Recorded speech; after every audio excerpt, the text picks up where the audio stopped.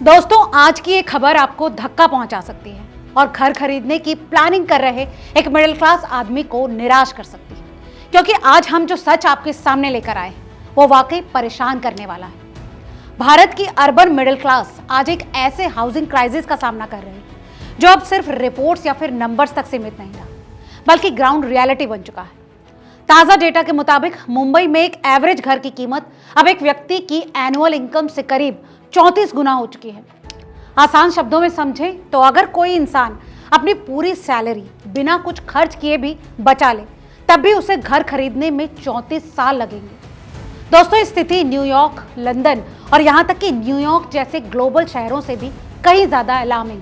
दोस्तों, इस कड़वी हकीकत को अक्षा मनी वर्क्स फॉर यू के सीईओ संदीप कुलकर्णी ने लिंक्डइन पर एक पोस्ट में सामने रखा है। उन्होंने अपनी इस पोस्ट में कहा कि जब उन्होंने 2007 में 27 साल की उम्र में अपना पहला 2 BHK खरीदा था, तब उसकी कीमत उनकी सालाना इनकम से सिर्फ 3.5 गुना ज्यादा थी। आज वही रेशियो मुंबई में बढ़कर 34 गुना तक पहुंच चुका है।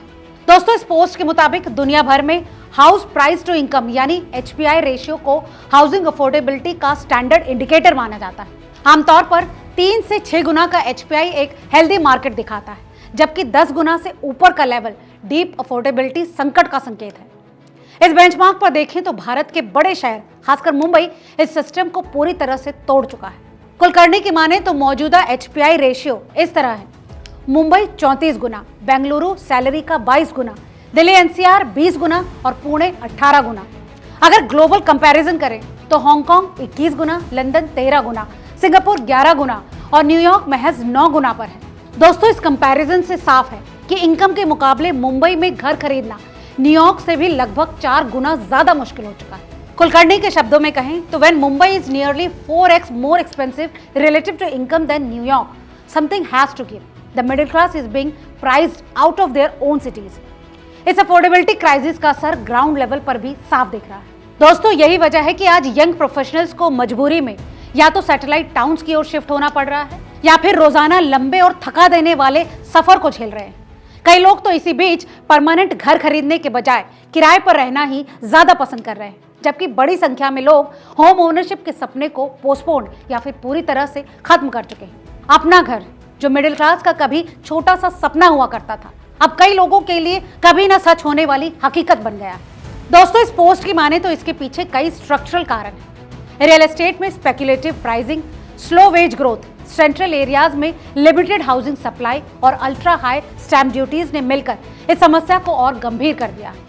डेवलपर्स ने लग्जरी टावर्स पर ज्यादा फोकस किया, जबकि हाई अपॉर्चुनिटी जोन्स में अफोर्डेबल हाउसिंग की सप्लाई डिमांड के मुकाबले काफी पीछे रह गई। इसके साथ साथ इन्फ्लेशन एडजस्टेड इनकम्स भी प्रॉपर्टी प्राइसेस की रफ्तार पकड़ने में पूरी तरह से नाकाम रही।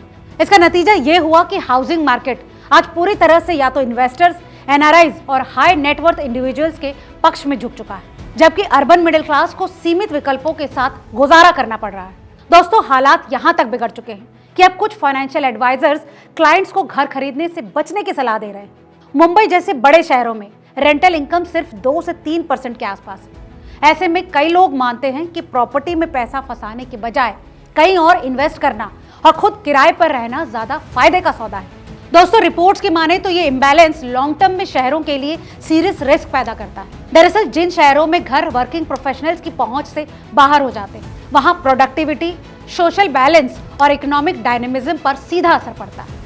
आंकड़े साफ कहते हैं कि अफोर्डेबिलिटी गैप लगातार बढ़ रहा है और जब तक या तो हाउसिंग प्राइसेस में करेक्शन नहीं आता या फिर इनकम्स में तेजी और सस्टेनेबल ग्रोथ नहीं होती, तब तक भारत की अर्बन मिडिल क्लास के लिए घर खरीदने का सपना हकीकत बनने से कोसों दूर रहने वाला है।